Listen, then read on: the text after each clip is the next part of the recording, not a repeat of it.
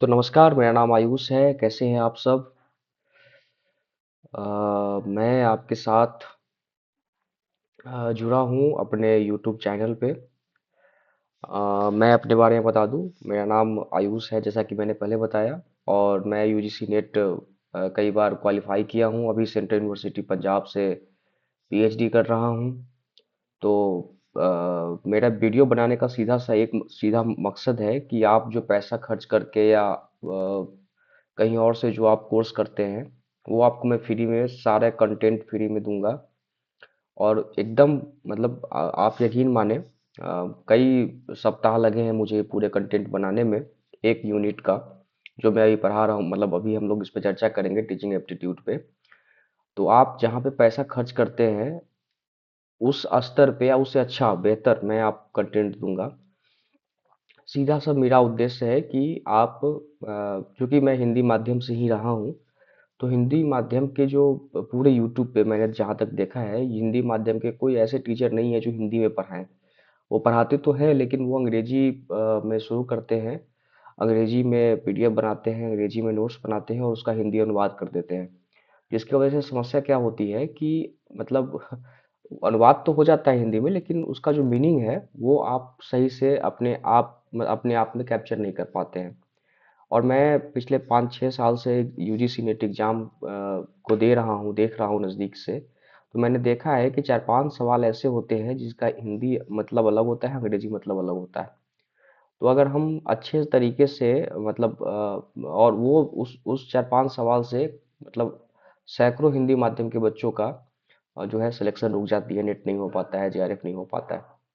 तो मैं first paper पढ़ाने की कोशिश करूंगा, जिसमें कि मिनिमम आपका 40+ मार्क्स, मतलब 40+ प्रश्न सही हो, ऐसा हम प्रयास करेंगे।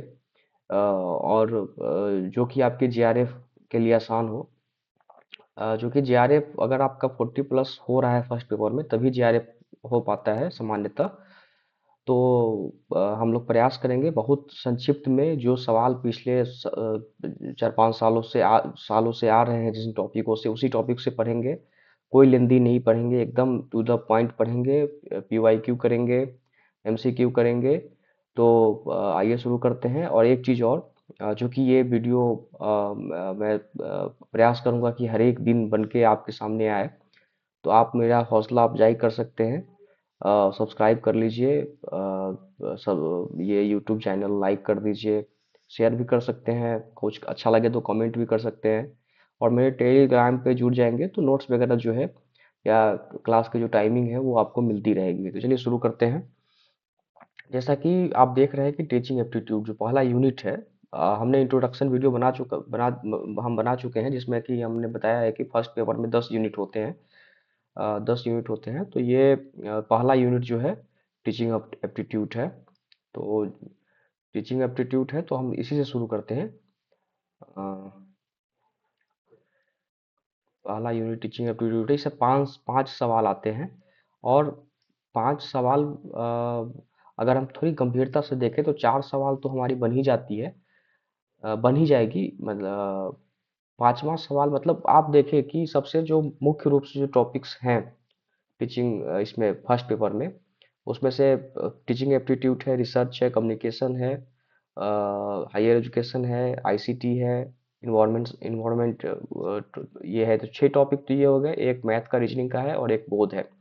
तो इस तरीके से हम 10 टॉपिक के आसपास हमारे फर्स्ट पेपर में हैं। हर एक टॉपिक से 5 सवाल आते हैं। तो पहला जो टॉपिक है वो टीचिंग एप्टीट्यूड है। हम कोशिश करेंगे कि अगले 10 क्लास में ये पूरे टीचिंग एप्टीट्यूड को समाप्त कर दिया जाए। और उससे समाप्त ही न किया जाए, बल्कि उससे आपका जो बेसिक्स हैं या जो आपका जो सवाल आ रहे हैं आपके जो सिलेबस में हैं, वो बिल्कुल कवर हो जाए। आप एकदम निश्चिंत रहें कि मतलब जो भी हमारे माध्यम से आपको कंटेंट दिया जाएगा वो सफिशिएंट है। उसके अलावा आपको कहीं पढ़ने की ज़रूरत नहीं है, किसी भी तरीके की पेड कोर्स या कोई व्यवस्था लेने की ज़रूरत नहीं है। आप सिर्फ बस इसको फॉलो करते रहें। और ये आपको एहसास भी होगा कि जो हम बोल रहे हैं वो सिर्फ हवा में नहीं बोल रहे हैं, आपको उस चीज़ का रियलाइजेशन भी होगा जैसे जैसे आप क्लास को आगे करते चले जाएंगे। तो चूंकि सुविधाएं का कमी हो सकती है, मैं नया नया यूट्यूब वीडियो बना रहा हूँ, तो कुछ हो सकता है कि असुविधाएं आपको लगे, तो उसको नज़रअंदाज कर सकते हैं आप। बाकी कुछ सुझाव भी दे सकते हैं अगर कुछ लगे तो। चलिए शुरू करते हैं। तो पहला जो टीचिंग एप्टीट्यूड है, इसकी जो मतलब इसी से शुरू करते हैं कि शिक्षण क्या है। तो देखिए, जैसे कि एक परिभाषा के रूप में देखा जाए, तो शिक्षण केवल जानकारी देने की प्रक्रिया नहीं है, जैसा कि यहाँ पे लिखा गया है, बल्कि ये एक ऐसा जीवंत संवाद है जिसमें शिक्षक और विद्यार्थी दोनों ही सीखते हैं और बढ़ते हैं। यह समाज की सोच, अनुभव और मूल्यों को एक पीढ़ी से दूसरी पीढ़ी तक पहुंचाने का माध्यम है। तो अभी तो हम शिक्षण की बात कर रहे हैं, तो शिक्षण सही में अगर आप देखें, तो जैसा कि परिभाषा में बताया गया है कि एक सतत चलने वाली प्रक्रिया है।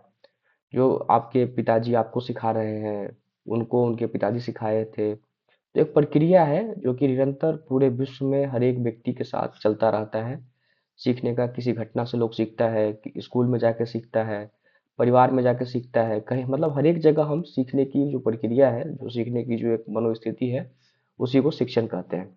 अब इसको हमने कई भागों में बांटा है, जैसे कि औपचारिक शिक्षा, तो फॉर्मल एजुकेशन। तो औपचारिक आप देखिए कि थोड़ा थोड़ा अंग्रेजी के वर्ड भी आप अगर कैच कर पाएंगे तो अच्छा होगा एग्जामिनेशन हॉल में और बाकी आपके अंडरस्टैंडिंग में भी। तो औपचारिक शिक्षण, फॉर्मल एजुकेशन, तो देखिए जो शिक्षण है वो तो ओवरऑल है कि जो भी जहाँ से जो भी कुछ मिल रहा है सब सीख रहे हैं। लेकिन इसको अगर हम बांटे, तो इसको दो तीन भागों में बांटा जा सकता है। तो पहला तो है कि फॉर्मल एजुकेशन। तो फॉर्मल एजुकेशन उसको कहते हैं औपचारिक शिक्षा, जिसको जहाँ से हम नियमित स्कूल, कॉलेज और विश्वविद्यालय में दी जाती है, मतलब एक व्यवस्थित ढांचा होता है जहाँ से हम शिक्षा प्राप्त करते हैं, तो उसको फॉर्मल एजुकेशन कहते हैं। अब देखिए, आप किसी बुक को उठाइए, यही फॉर्मल एजुकेशन का परिभाषा जो है, वो आपको 4 से 5 लाइन में, मतलब एक पैराग्राफ में देगा। आप किसी पेड कंटेंट वाले का नोट्स उठाइए, उसको आप देखेंगे तो 4 से 5 लाइन में आपको वो पूरा एकदम मतलब अननेसेसरी कुछ मतलब नहीं है उन उतना बड़ा लिखने का। बस सिंपल सा है कि फॉर्मल एजुकेशन क्या है, कि जो स्कूल, कॉलेज, विश्वविद्यालय में दी जाती है, उसे फॉर्मल एजुकेशन कहा जाता है, औपचारिक शिक्षा कहा जाता है। अब इसकी विशेषताओं के बारे में हम बात कर लेते हैं। जैसे कि देखिए, विशेषताएं क्या होती है कि इसमें जो अब फॉर्मल एजुकेशन है, हम स्कूल में जाके लेंगे, कॉलेज में जाके लेंगे, विश्वविद्यालय में जाके लेंगे, तो उसमें तो पाठ्यक्रम करिकुलम होगा। क्योंकि स्कूल तो घर नहीं है ना, कि मतलब बैठे हैं शिक्षा प्राप्त कर रहे हैं, ऐसा तो नहीं है। वहाँ पे एक व्यवस्था होगी। व्यवस्था कैसे होगी, व्यवस्था का निर्माण कैसे होगा, तो उसमें करिकुलम होगा। तो उसमें एक तय करिकुलम होगा, क्या पढ़ाना है, कैसे पढ़ाना है, कितना पढ़ाना है। तो इन सारी चीज़ों का डिस्कशन किसमें होगा, करिकुलम। करिकुलम के बारे में भी हम आगे बात करेंगे, फिलहाल आप इसको ही समझ लीजिए कि उसमें एक तय करिकुलम होगा, तय समय और स्थान होगा। जैसा कि हम सब स्कूल के दिनों से आए हैं, कॉलेज कर रहे हैं, तो स्कूल में समय और स्थान दोनों होते हैं। डिग्री प्रमाण पत्र मिलता है, और प्रशिक्षित शिक्षक पढ़ाते हैं। वहाँ पे कोई ऐरा गैरा नहीं पढ़ाता है, जो कि आप देखिए कि प्रोफेसर, अगर मैं जैसे कि मैं पीएचडी कर रहा हूँ, तो मुझे जो पढ़ा रहे हैं वो प्रोफेसर हैं, और उनकी जो बेसिक योग्यता है वो पीएचडी किए हुए हैं। वो नेट के एग्जाम पास किए हुए हैं, उनके पास कई साल का एक्सपीरियंस है। तो एक प्रशिक्षित शिक्षक पढ़ाते हैं। अब प्राइमरी स्कूल में भी देखेंगे तो कैटेगरीज वाइज ऐसी तरीके की ही व्यवस्थाएं मिलेंगी आपको।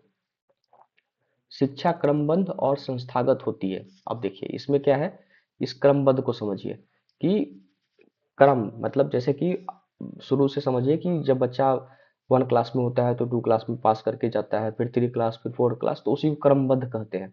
और संस्थागत होती है मतलब इंस्टीट्यूशनलाइज। मुझे थोड़ी सी उच्चारण में, प्रोनाउंसिएशन में वो उलझ रहा हूँ। तो संस्थागत होती है, जिससे कि संस्था के अंदर संस्था से संबद्ध होके वो शिक्षा ग्रहण करते हैं। तो आप देख लीजिए कि परिभाषा क्या है। परिभाषा है कि फॉर्मल एजुकेशन वो होता है जहाँ पे नियमित स्कूल, कॉलेज, विश्वविद्यालय में दी जाती है। विशेषताएं क्या हो सकती है कि इसमें करिकुलम होता है, समय और स्थान तय होता है, डिग्री प्रमाण पत्र मिलता है, प्रशिक्षित शिक्षक होते हैं, और ये क्रमबद्ध और संस्थागत होती है। अब जैसे कि उदाहरण के रूप में भी दे सकते हैं कि स्कूलों में पढ़ाई, है ना, स्कूलों में पढ़ाई, कॉलेज और विश्वविद्यालयों में पढ़ाई, इंजीनियरिंग, मतलब आप अपने आप से जोड़ सकते हैं। अब आते हैं नॉन फॉर्मल एजुकेशन। आप इसको मतलब अपने दिमाग में एकदम बैठा ही लीजिए, सवाल इसी से आते हैं। आप पीछे मतलब उलट के देखिए प्रीवियस ईयर के क्वेश्चन, आपको मिल जाएंगे इस तरीके के, इनसे सवाल आए हुए। अब देखिए नॉन फॉर्मल एजुकेशन और अनौपचारिक शिक्षा, यह शिक्षा जो है इसको समझने की बहुत जरूरी है। यह शिक्षा औपचारिक व्यवस्था के बाहर दी जाती है, लेकिन इसमें कुछ योजनाबद्ध ढांचा होता है। अब समझिए कि नॉन फॉर्मल एजुकेशन जो है, उसमें क्या है कि औपचारिक फॉर्मल एजुकेशन से ये अलग होता है, लेकिन इसमें कुछ जो है योजनाबद्ध होता है, मतलब इसमें कुछ स्ट्रक्चर्ड होता है। अब इसको और आगे हम देखेंगे तो आपको और क्लियर हो जाएगा। जैसे देखिए इसमें जो इसकी विशेषताएं क्या होती है कि ये फ्लेक्सिबल होता है। इसका जो मतलब टाइम और जो इनका स्थान होता है वो लचीला होता है, फ्लेक्सिबल होता है। किसी भी उम्र के व्यक्ति भाग ले सकते हैं। सर्टिफिकेट हो भी सकता है, नहीं भी हो सकता है। उद्देश्य आधारित शिक्षा होता है, ये बहुत मेंशन करने वाली है। अब सवाल पूछ देगा कि बताइए उद्देश्य आधारित शिक्षा क्या होता है, formal education, non formal education, informal education. तो वहाँ पे आपको ये ध्यान रखना है कि उद्देश्य आधारित शिक्षा जो होती है वो नॉन फॉर्मल एजुकेशन होता है। और इसमें क्या है कि समाज की जैसे उद्देश्य, अगर उद्देश्य क्यों होगा, जब तभी होगा ना जब समाज की जरूरत होगी। तो समाज की जब जरूरत होगी तभी उद्देश्य ही बनता है। तो ये समाज की जरूरतों के अनुसार चलता है। अब क्या हो सकता है, जैसे कि मान लीजिए कि अभी भारत में 73% लिटरेसी रेट है, साक्षरता दर है। तो सरकार चाहती है कि इसको हम बढ़ा के 90% करें। तो 90% करेंगे तो भाई किसको करेंगे? तो जो साक्षरता दर है तो बुजुर्ग भी उसमें आएंगे, महिलाएं भी आएंगी, तो उसको तो कॉलेज नहीं भेज सकते हैं। तो उसके लिए साक्षरता मिशन लेके आएगी, कौशल विकास कार्यक्रम लेके आएगी, मतलब इस तरीके से व्यवस्था लेके आएगी। तो वो किस में आएगा? तो वो आ जाएगा हमारा नॉन फॉर्मल एजुकेशन में, कि जो सरकार टारगेट करके उद्देश्य के साथ शिक्षा के लिए कोई योजना स्कीम चलाती है, तो वो आ जाएगा नॉन फॉर्मल में। और उसमें क्या होगा कि सर्टिफिकेट मिल भी सकता है, नहीं भी मिल सकता है कभी कभी, है ना। इस समाज की जरूरत के अनुसार होता है। जैसे कि देखिए उदाहरण में भी आप देखिए तो अच्छे से समझ में आएगा कि साक्षरता मिशन कार्यक्रम, महिला शिक्षा केंद्र, व्यावसायिक प्रशिक्षण, ओपन स्कूल जैसे कि कई तरह के यूनिवर्सिटी ओपन रूप से खुल सामने आ रही है खुल के। अब तीसरा जो टाइप है वो है इनफॉर्मल एजुकेशन। तो इसको क्या बोलते हैं? अप्रत्याशित या अनियोजित शिक्षा, है ना। पहला हमने देखा फॉर्मल, फिर देखा नॉन फॉर्मल, तीसरा देखा अनफॉर्मल। तो इसको देख लेते हैं कि यह वह शिक्षा है जो हम जीवन के अनुभवों से, परिवार से, दोस्त से, समाज से, मीडिया के स्वाभाविक रूप से सीखते हैं। अब देखिए, अब हमने क्या शिक्षा के बारे में क्या समझा था कि शिक्षा वो है जो पूरे जीवन काल में हम सीखते हैं। तो कहाँ कहाँ से सीख सकते हैं? तो तीन जगह हमने उसको, तीन तीन क्राइटेरिया में उसको हम बांटा। पहला तो स्कूल, दूसरा कि सरकार के टारगेटेड कार्यक्रम, तीसरा कि उसके अलावा जो घर परिवार दोस्त होते हैं उससे सीख सकते हैं। अब बताइए इस तीन के अलावा आपके दिमाग में कुछ और आ रहा है यहाँ से हम सीख सकते हैं? मतलब इस तीन के अलावा अगर आपके दिमाग में और कुछ आ रहा है तो बताइए। तो हमने उस पूरे शिक्षा को, मतलब पूरे जीवन काल के शिक्षा को तीन भागों में बांट दिया: फॉर्मल, नॉन फॉर्मल और इनफॉर्मल। औपचारिक, अनौपचारिक, और तीसरा है अप्रत्याशित, है ना। तो औपचारिक हम कहाँ सीखते हैं? औपचारिक हम सीखते हैं स्कूल में, कॉलेज में। अनौपचारिक कहाँ सीखते हैं? जो सरकार टारगेट बेस्ड कार्यक्रम चलाती है उससे। और इनफॉर्मल कहाँ सीखते हैं? जीवन के अनुभवों से, परिवारों से, दोस्तों से। अब इसमें देखिए विशेषताएं के रूप में देखिए कि इसमें ना तो कोई तय कोर्स होता है, स्वाभाविक है, अब घर परिवार में क्या ही कोर्स होगा। ना कोई शिक्षक होता है, ना संस्था होती है, जीवन भर चलने वाली प्रक्रिया है। अनुभव और व्यवहार से सीखते हैं। अब उदाहरण के रूप में देख लीजिए, माता पिता से बोलना सुनना सीखना, खेती करना, खाना बनाना, व्यवहार, संस्कार सीखना, सोशल मीडिया, जो भी आपको लगता है कि वो ऊपर वाले दो में नहीं आते हैं, सब इसी में आते हैं। अब देखिए, अब हम इसको थोड़ा सा और भी जो है अ, उस सारी चीज़ों को हमने एक टेबल के माध्यम से टेबल में ला दिया है कि हमने ऊपर जितनी चीज़ों को पढ़ा उसको हम टेबल के सामने साथ ले आएंगे। देखिए कि इसमें क्या है कि हमने इसको बांट दिया है कि शिक्षा का प्रकार, व्यवस्था, सर्टिफिकेट, उदाहरण, प्रकृति। अब देखिए ये टेबल बहुत महत्वपूर्ण है। आपको लग रहा होगा कि बहुत छोटा सा टेबल है, लेकिन इससे बहुत सारे सवाल आए हैं। शिक्षा के प्रकार में औपचारिक, फॉर्मल, नॉन औपचारिक, अनौपचारिक, इनफॉर्मल, अप्रत्याशित। ठीक है, व्यवस्था क्या हो सकती है? तो औपचारिक में स्कूल कॉलेज व्यवस्था के रूप में होती है।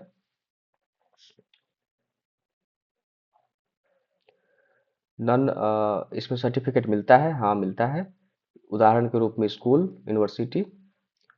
और प्रकृति क्या होती है कि तय नियमों वाली होती है, मतलब इसमें सब कुछ स्ट्रक्चर्ड होता है, व्यवस्थित तरीके से होता है, नियम कानून होते हैं, है ना? तो इसकी प्रकृति इस तरीके से होती है, मतलब जो ऊपर हमने पढ़ा है उसको एक टेबल के माध्यम से ले आए। नॉन फॉर्मल को देख लीजिए, ये संस्थानों के बाहर होता है, ठीक बात है। इसमें सर्टिफिकेट कभी कभी मिलती भी है, कभी कभी नहीं भी मिलती है। उदाहरण के रूप में साक्षरता केंद्र हमने चर्चा किया है, ओपन इंस्टीट्यूशन। ये लचीला और उद्देश्यपूर्ण हो सकता है। अब तीसरा जो है इनफॉर्मल और प्रत्याशित, जीवन के अनुभवों से है। इसमें सर्टिफिकेट नहीं मिलता है। परिवार, समाज, मीडिया। अभी हमने चर्चा किया स्वाभाविक और अनियोजित। तो आपको अब ना, एक तो हम आपको ये नोट्स दे देंगे, आप अगर हमारे टेलीग्राम से जुड़ते हैं तो, अगर सबकी इच्छा होगी फिर तो। दूसरा कि आपको नोट्स की ज़रूरत ही नहीं है, या तो आप खुद बना लीजिए, या फिर आपको जिस स्तर पे, मतलब इसमें कुछ मुश्किल है नहीं, जिस स्तर से हम उसको बनाए हैं, तो आपको तो देख के याद हो जाना चाहिए। कि आप देखिए ना कि इसमें सवाल क्या पूछ सकता है कि बताइए कि फॉर्मल एजुकेशन में सर्टिफिकेट मिलता है क्या? तो वहाँ पे ऑप्शन रहेगा हाँ मिलता है, कभी कभी नहीं मिलता है, नहीं मिलता है तो आपका आंसर हो जाएगा हाँ। फिर पूछ देगा कि नॉन फॉर्मल में, तो कभी कभी मिलता है, कभी कभी नहीं। इनफॉर्मल में नहीं, तो देखिए हाँ, कभी कभी मिलता है, कभी कभी नहीं मिलता है, और नहीं, मतलब एक सीक्वेंस में बन गया है ना? फॉर्मल जो है स्कूल कॉलेज में होता है, नॉन फॉर्मल संस्थानों के बाहर होता है, इनफॉर्मल जीवन के अनुभवों से होता है।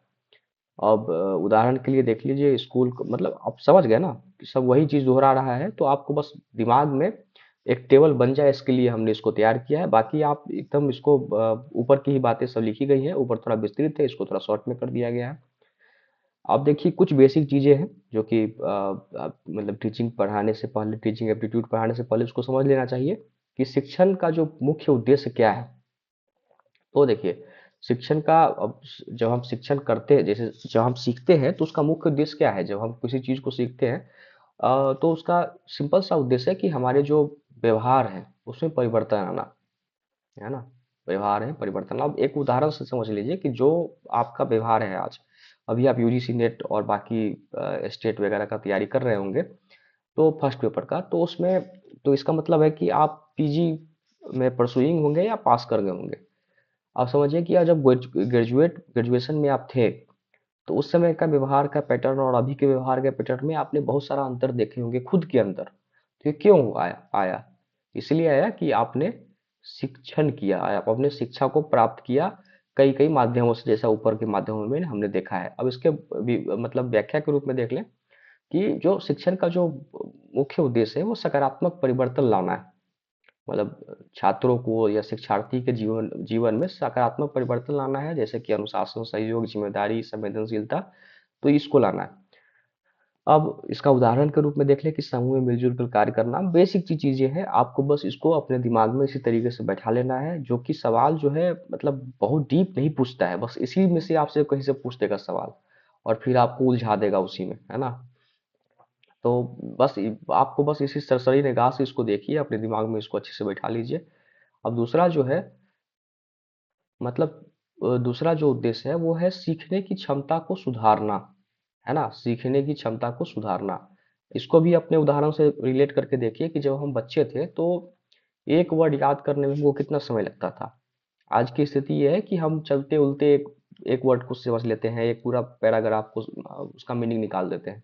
तो ये कब कैसे हुआ? क्योंकि हमने सीखने की जो परंपरा है उसको हमने नियत रखा, है ना? सीखने का कार्य केवल जानकारी देना नहीं है जिसमें लिखा हुआ भी है, बल्कि उसकी आदतों, सीखने की आदत, जिज्ञासा और सोचने की क्षमता विकसित करना है। जैसा कि इसमें स्पष्ट रूप से लिखा गया है कि उसकी जो सीखने की आदत है या जिज्ञासा है, सोचने की क्षमता है, उसको विकसित करना है। उदाहरण के रूप में प्रश्न पूछने, उत्तर खोजने की आदत डालना है। तीसरा जो है महत्वपूर्ण है कि आचरण का निर्माण करना है, व्यवहार और आचरण का निर्माण करना है। इसके व्याख्या के रूप में देखें कि शिक्षण के माध्यम से नैतिक मूल्य, नैतिक मूल्य क्या होता है? मोरल्स वैल्यू, और अच्छे आचरण का विकास किया जाए। जैसे ईमानदारी, सम्मान, आत्मनियंत्रण। तो इस तरीके की जो व्यवस्थाएं हैं, इस तरीके की जो नॉर्म्स हैं, उसको शिक्षण के माध्यम से हम हासिल करें। सत्य बोलना, बड़ों का सम्मान करना, इस तरीके से। तो ये बेसिक चीजें हैं ज्ञान की प्राप्ति, जो कि बुनियादी चीजें शिक्षण का। अ, शिक्षण का एक मूल उद्देश्य मतलब ज्ञान की प्राप्ति करना है। विज्ञान से पर्यावरण की समझ, समाजशास्त्र, समाज मतलब जो भी विषय आपका है उसका ज्ञान से प्राप्त करना है। और विश्वासों का निर्माण करना भी है ना। सही सोच, नैतिक विश्वास और समाज की प्रति दृष्टिकोण विकसित करना है। सत्य की जीत हो जैसे नैतिक विश्वास जो है वो है। तो अब हम आगे चलते हैं। मतलब ये बेसिक चीजें हैं, एक बार आप इसको जो है देखिए। ये आप किसी मतलब जो भी बुक अभी मार्केट में जो गाइड बुक चल रहे हैं, आप देखेंगे तो बहुत विस्तृत दिया हुआ है। तो होता क्या है ना कि हम उसमें यही नहीं कर पाते हैं कि हमारे लिए जरूरत क्या है। अब पूरा लिखा हुआ है तो उसमें पता ही नहीं चलता है कि जरूरत क्या है ना। तो अब मैंने क्या किया है कि कई किताबों को कई किताबों से कंटेंट को लेके, जो भी मैंने पहले नोट्स बनाए थे उससे लेके, कई सारे यूट्यूब चैनल के जो अच्छे अध्यापक हैं उनसे देख के मैंने सारे चीज़ों को नोट किया है। और उसको मतलब उसको और स्पेसिफिक करके, जो सबसे महत्वपूर्ण है, कम मतलब लो इनपुट बिग इम्पैक्ट करके, वो व्यवस्था जो है मैंने कोशिश किया है कि उसको बनाया जाए। उस तरीके से आपके सामने कंटेंट को रखा जाए जहाँ पे बिल्कुल भी मुश्किल न लगे, आसान भाषा में, हिंदी माध्यम के बच्चों के लिए, साथियों के लिए, जो कि जिनके लिए बेहतर व्यवस्था यूट्यूब पे कहीं नहीं मुझे दिखा है अभी तक। सब अंग्रेजी माध्यम के टीचर हैं, भले वो हिंदी अंग्रेजी से हिंदी में ट्रांसलेट तो कर लेते हैं, लेकिन उसकी ज़्यादा महत्वता नहीं देते हैं। ना ही वो उनके मतलब वो ट्रांसलेट में भी सही अर्थ निकल पाता है। तो इसके लिए मैंने आपके आपके साथ इस तरीके का प्रयास करने की कोशिश किया है। आप अगर इसको अप्रिशिएट करते हैं तो और अच्छा, निरंतर इसका चलता रहेगा। मैं कोशिश करूंगा कि हमेशा मतलब हर एक दिन इसका एक वीडियो आता रहे। और जून के जो एग्ज़ाम हैं, जून 2026, उसमें हम पूरे सिलेबस को कवर करें। और आपका जो स्कोर है, मतलब आप किसी भी माध्यम के हैं, खास के वर्नाकुलर माध्यम के हैं, अंग्रेजी नहीं आपकी उतनी अच्छी है, अच्छे टीचर आपको नहीं मिल पा रहे हैं, तो फिर भी आपको हम 40+ मतलब 40+ तो हम अपने तरीके से कह रहे हैं, लेकिन अगर आप थोड़ा सा मेहनत कर लेंगे तो 45 भी वो जो है आंकड़ा छू सकता है। मैं खुद 5 बार नेट क्वालिफाई किया हूँ। सेंट्रल यूनिवर्सिटी पंजाब में अभी मैं पीएचडी का स्कॉलर हूँ। मेरे पास समय की, स्वाभाविक है पीएचडी कर रहा हूँ तो समय की कमी है। फिर भी मैं कोशिश कर रहा हूँ कि मैं एक नवाचार करूँ कि कुछ बेहतर कर सकूँ अपने जैसे बैकग्राउंड से आने वाले बच्चों के लिए। तो हम आगे चलते हैं कि शिक्षा एक ना द्विध्रुवीय प्रक्रिया के रूप में। अब द्विध्रुवीय का क्या मतलब होता है? ध्रुव समझते हैं ना आप? दक्षिण ध्रुव, उत्तर ध्रुव, मतलब ऐसा जो एक दूसरे के बिल्कुल विपरीत हो, है ना। ध्रुव मतलब यही होता है, पोलर जिसको अंग्रेजी में बोलते हैं, कि एक दूसरे से बिल्कुल विपरीत हो।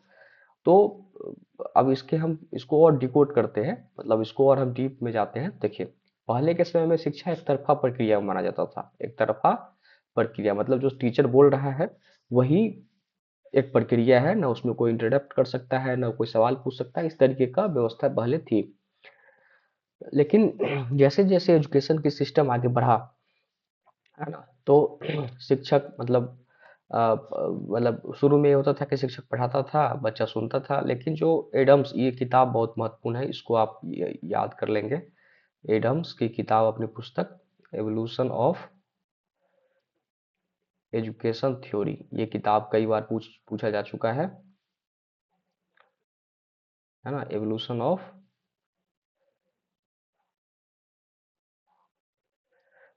ऑफ एजुकेशन थ्योरी, अभी अभी याद कर लीजिए ना। एवोल्यूशन ऑफ एजुकेशन, मेरे साथ 3 बार दोहराइए। Education of evolution of educational theory, education theory, evolution of education theory, education evolution of education theory, evolution of education theory किसकी है? एडम्स की है। किसकी है? एडम्स की है। किसकी है? एडम्स की है। ठीक है। तो इसमें इन्होंने बताया है कि शिक्षा मतलब एक द्विध्रुवीय प्रक्रिया है। मतलब इसमें क्या है कि शिक्षा में दो लोग शामिल है, एक शिक्षक शामिल है, एक छात्र शामिल है। पहले क्या था? एक तरफा है कि शिक्षक ही जो है अपनी बात को रखता था बच्चों की तरफ, कोई मतलब उसके तरफ से कोई इंटरेक्ट नहीं होता था। इसमें शिक्षा केवल ज्ञान ही नहीं देता है, बल्कि व्यवहार, सोच, व्यक्तित्व का विकास के लिए प्रभावित करता है। यानी शिक्षक और छात्र एक दूसरे से जुड़कर प्रक्रिया को आगे बढ़ाते हैं। ठीक है, आप समझ गए दो ध्रुवीय क्या होता है ना।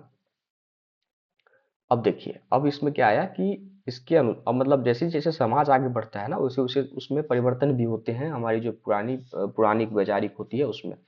तो अब फिर इसमें क्या आ गया कि शिक्षा एक तिर ध्रुवीय प्रक्रिया के रूप में, यानी तीन ध्रुव है इसमें, यानी तीन व्यवस्थाएं हैं जो कि अलग अलग है ना।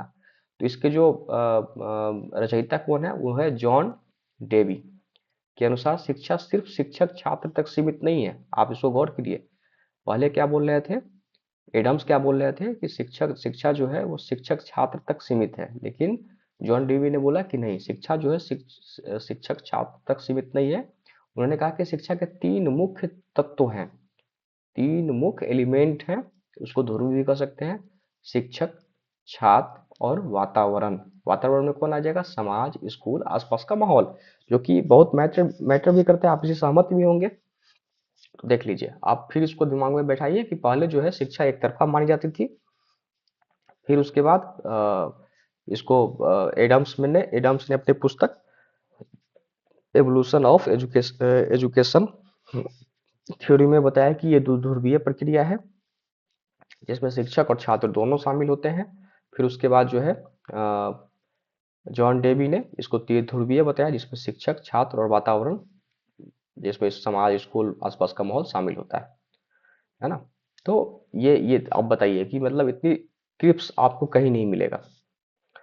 अब देखिए, अब एक और बहुत बहुत महत्वपूर्ण टॉपिक है जिसको समझने की जरूरत है, बाकी आप इसको मतलब बिल्कुल देखिए कि शिक्षण का राजनीतिक वातावरण है ना, पॉलिटिकल इन्वायरमेंट ऑफ टीचिंग।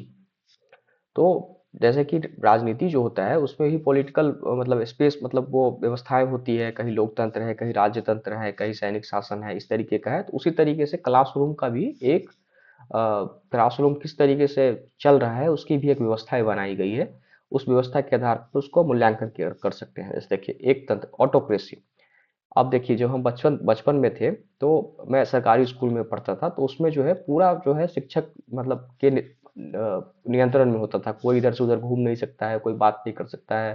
तो उसको बोलते हैं एक तंत्र शासन, है ना, उसको ऑटोक्रेसी बोलते हैं। मतलब छात्र मतलब हम लोग सिर्फ आज्ञाकारी भूमिका में निभाते थे। याद होगा, हम सब उसी बैकग्राउंड से आए हैं, तो आप भी उसी में से होंगे, है ना। मतलब शिक्षक जो कहता था वही अंतिम होता था। मतलब अगर आपका गलती भी नहीं है, आप अगर कोई आपको मार भी रहा है, मतलब होता था ना, हम लोग आपस में लड़ाई उड़ाई कर लेते थे, और ऊपर से वो हमको मारता भी था और कंप्लेंट भी जाया कर देता था, है ना।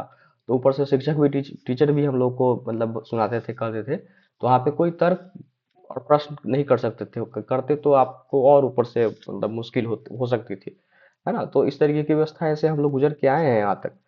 तो शिक्षक प्रक्रिया जो थी वो अधिकारवादी थी, मतलब अधिकार समझ रहे हैं ना, अधिकार मतलब ऐसे व्यवस्थाएं थी जिसमें कि आप उसमें कुछ अपनी बात नहीं रख सकते थे, है ना। और मतलब ऑथोरिटी जो थी वो टीचर के पास थी, है ना। अब उदाहरण के रूप में देखिए, जैसे पुराने गुरु, सिक्स परंपरा, गुरु के आदेश का मतलब हम लोग उतने पुराने की व्यवस्थाएं को तो नहीं देख पाए हैं, मतलब व्यक्तिगत एक्सपीरियंस तो उतना नहीं है।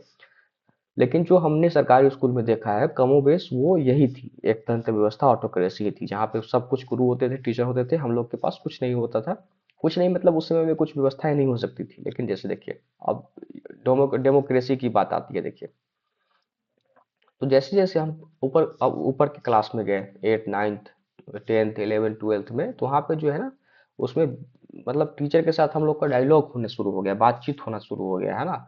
शिक्षक और इसमें लिखा भी है कि शिक्षक और शिक्षार्थी के बीच में समानता और सहयोग की वातावरण होने लगा। जैसे जैसे हम ऊपर के क्लास में गए, 11th 12th 9th 10th में, तो उसमें हमने देखा कि टीचरों के व्यवहार में और अंत मतलब चेंज आ रहा है। वहाँ पे हम लोग एक दूसरे के से बात कर सकते थे, अपनी बातों को रख सकते थे, है ना। एक दूसरे के विचारों का सम्मान करते थे, है ना। तो ये चीज होता रहा है, विद्यार्थी अपने विचार स्वतंत्र रूप से व्यक्त कर सकते थे, अनुमति होती थी, है ना। इस व्यवस्था के मतलब सेल्फ डिसिप्लिन पर अधिक जोर दिया जाता था, मतलब वहीं से वो सिखाया जाता है कि आप अपने सेल्फ डिसिप्लिन को और कैसे बेहतर कर सकते हैं, मतलब क्योंकि आगे के जीवन जो है और आपको मतलब फ्री मतलब डेमोक्रेसी से और आगे जी जो प्रक्रिया है वो उसकी तरफ ले जाएगी। तो वो उसका जो है वहाँ पे समाजीकरण होता है। तो इसको हम यहाँ पे देख सकते हैं कि व्यवस्था में स्वानुशासन सेल्फ डिसिप्लिन पर अधिक जोर दिया जाता था। उदाहरण के रूप में देखिए कि आधुनिक कक्षा आज भी आज के समय में आधुनिक कक्षा के रूप में देखें तो वहाँ पे इस तरह की चीजें हम लोग के समय में 11 12 या ग्रेजुएशन के समय में होता था। तो ये चीज समझ गए। अब तीसरा जो है हस्तक्षेप रहित प्रशासन, है ना, यह सबसे लचीला और स्वतंत्र व्यवस्था है। या सबसे लचीला और स्वतंत्र व्यवस्था है। शिक्षक यहाँ मित्र और मार्गदर्शक की भूमिका में निभाता है ना। अब देखिए जैसे मैं पीएचडी कर रहा हूँ तो यहाँ पे जो है वो डेमोक्रेसी है न ऑटोक्रेसी है। यहाँ पे जो है हस्तक्षेप रहित शासन है, मतलब सिर्फ वो मार्गदर्शक के रूप में मेरे जो गाइड हैं वो मेरे साथ बिहेव करते हैं कि हमको क्या पढ़ना चाहिए, हमको क्या रिसर्च करना चाहिए, तो वो सिर्फ बताते हैं, करना मुझे होता है।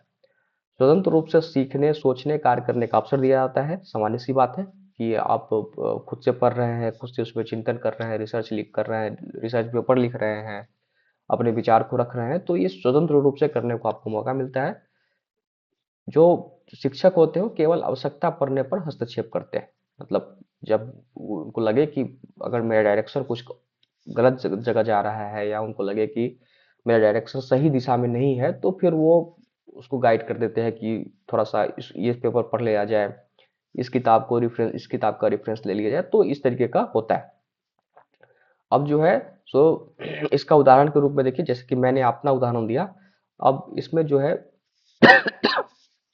रचनात्मक शिक्षण, क्रिएटिव लर्निंग या प्रोजेक्ट आधारित शिक्षण जो होता है आजकल जो है प्रोजेक्ट बेस्ड जो है लर्निंग सरकार ला रही है। हर एक एनईपी में भी इसका प्रावधान है, जहाँ छात्र खुद अपनी दिशा तय करते हैं। समझ गए ना, जो छात्र खुद अपनी व्यवस्थाओं को बनाते हैं, अपनी करते हैं।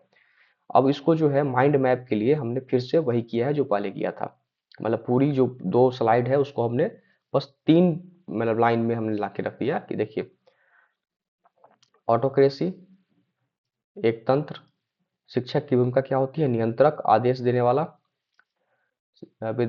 शिक्षार्थी की भूमिका क्या होती है, आज्ञाकारी, शिक्षण की प्रवृत्ति क्या होती है, अधिकारवादी, अधिकार रहता है, लोकतंत्र दूसरे में आते हैं लोकतंत्र, शिक्षक की भूमिका क्या होती है, सहयोगी, मार्गदर्शक, शिक्षार्थी की भूमिका क्या होती है, सहभागी, और शिक्षण की प्रवृत्ति क्या होती है, संवादात्मक, मतलब बातचीत कर सकते हैं अब हम।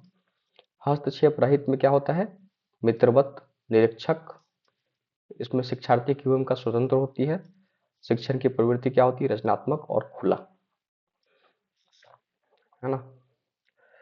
तो अब देखिए यहाँ पे हमने, आप यहाँ पे देख रहे होंगे ये ये जो है ना ये सात मतलब 7वां स्लाइड पे है। हमने 96 मतलब 56 स्लाइड का एक पीडीएफ बनाया है जिसमें सारा टीचिंग एप्टीट्यूड का हर एक मतलब उसके जो सब यूनिट्स हैं वहाँ से मतलब सारे कंटेंट को हमने तैयार किया है। तो लगभग मुझे लगता है कि 10 दिन में हम इसको कंप्लीट कर लेंगे।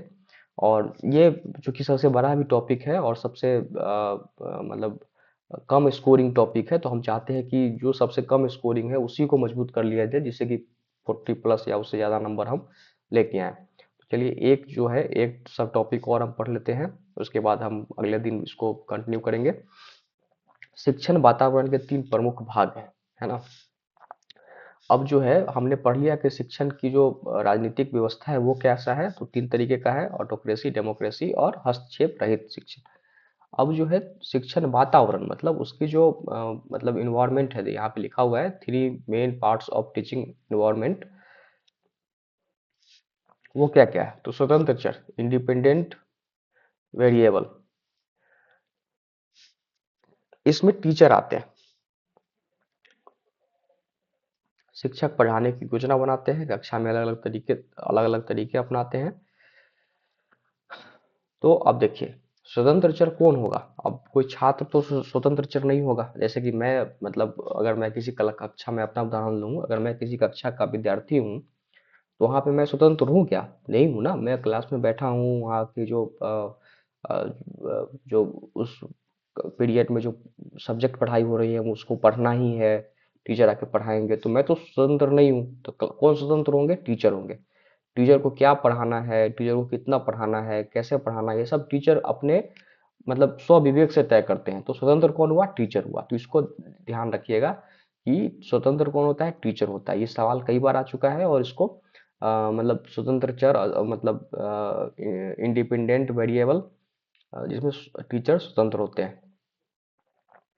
आश्रित चर डिपेंडेंट वेरिएबल, इसमें छात्र आते हैं, जैसा कि हमने पहले उदाहरण ले लिया कि हम मतलब हम आश्रित होते हैं शिक्षकों पे कि हम वो क्या पढ़ाएंगे, है ना। वो शिक्षक द्वारा मतलब जो भी शिक्षक हमारे मतलब हमको गतिविधि बताते हैं, हम उसी के अनुसार सीखते हैं और उसी के अनुसार उसको फॉलो करते हैं। अब तीसरा जो है इंटरवेनियन वेरिएबल हस्तक्षेप चर, इसमें जो पाठक समाज मतलब इसमें क्या आता है कि जैसे देखिए, दो चीज हो गया, आश्रित और स्वतंत्र। आश्रित कौन हुआ, छात्र। स्वतंत्र कौन हुआ, टीचर। अब बीच में जो है हस्तक्षेप चर, उसमें क्या आती है कि जो पाठक सामग्री है ना, पाठक सामग्री, शिक्षण विधियां, तकनीकी साधन, ये सब हस्तक्षेप चर में आते हैं, जो शिक्षक और छात्र के बीच सीखने का माध्यम बनाते हैं, जैसे किताबें, प्रोजेक्ट, वीडियो, समूह कार्य, है ना। तो अब देखिए, अब आप इसको मतलब ये आप किसी किताब को खोलिए, एक पेज में आपको मतलब एक लंबा आपको मिलेगा इन तीन चीजों, तीन मतलब जो स्वतंत्र चर है, आश्रित चर है और हस्तक्षेप चर है। और हमने इसको मात्र जो है मतलब विलो 15 वर्ड्स में हमने इसको तैयार किया है, और इससे बाहर सवाल आ ही नहीं सकता है ना। इससे बाहर सवाल आ ही नहीं सकता है, और इससे मतलब आपको बेहतर कंटेंट आपको कहीं मिलेगा ही नहीं। मतलब ये शॉर्ट से शॉर्टेस्ट नोट्स है, और इससे मतलब हर एक चीज इसमें आ गया है, इसमें कहीं कुछ मतलब अलग करने की जरूरत ही नहीं है। तो आज के लिए हम इतना ही रखते हैं। हमने हस्तक्षेप चर तक हमने पूरा कर लिया है। हमने अब अगला दिन जो है हम शिक्षण के शिक्षक के विभिन्न कार्यों पर चर्चा करेंगे। ये बहुत महत्वपूर्ण है। अब हम थोड़ा थ्योरिकल की तरफ और डीप की तरफ बढ़ रहे हैं, जैसे कि इसमें डायग्नोस्टिक फंक्शन है, निदानात्मक कार्य हैं, उपचारात्मक कार्य हैं। तो इस तरीके की चीज़ों पे हम मूल्यांकनात्मक कार्य हैं। फिर इसके बाद अवधारणाएं पे कौन चर्चा करेंगे, आदर्शवाद, प्रकृतिवाद, आइडियलिज्म, है ना, परियोजनावाद, अस्तित्ववाद, योग दर्शन। तो फिर उसका माइंड माइंड मैप हमने तैयार किया है। फिर शिक्षण के प्रमुख सिद्धांत जो हैं सरल से जटिल की ओर, मतलब जो भी है, जो भी आपने एक स्टैंडर्ड बुक में देखा होगा, सब कुछ हमने इसमें लाने की कोशिश किया है। चलिए, तो आज चूंकि मेरा आज पहला ही लेक्चर है इस पे, टीचर एप्टीट्यूड पे, हो सकता है कि कुछ असुविधा आपको लगे। फिर भी कोशिश करें कि इसको आप अप्रिसिएट करें, जिससे कि मैं और प्रत्येक दिन जो है आप तक पहुंचाऊं। और आप इसको यकीन माने, अगर आप वर्नाकुलर बैकग्राउंड से हैं, ग्रामीण पृष्ठभूमि से हैं, हिंदी माध्यम से हैं, तो आपको कहीं जाने की ज़रूरत नहीं है। आप सीधा हमको फॉलो करें, आपको एकदम अच्छा मतलब तैयारी हो जाएगी जून के लिए, जून 2026 के लिए। और अगर 40 के आसपास या उससे ज़्यादा नंबर आपके आते हैं, तो आप श्योर मानिए कि जीआरएफ, अगर आपका पेपर 2 अच्छा है तो जीआरएफ तो हो ही जाएगा। अगर उसमें भी थोड़ा सा कठिनाइयाँ हैं तो नेट तो हो ही जाएगा। तो इसी के साथ बहुत बहुत धन्यवाद। प्लीज़ इसको सब्सक्राइब कर लीजिए, लाइक कर दीजिए, मेरा टेलीग्राम ज्वाइन कर लीजिए, जिसमें कि आपको सारा अपडेट मिलता रहे। सब सब सब लोगों का अगर वो होगा तो मैं उसमें ये अपना नोट्स भी डाल दूँ दिया करूँगा। तब तक के लिए गुड नाइट, शुभ रात्रि, बहुत बहुत धन्यवाद।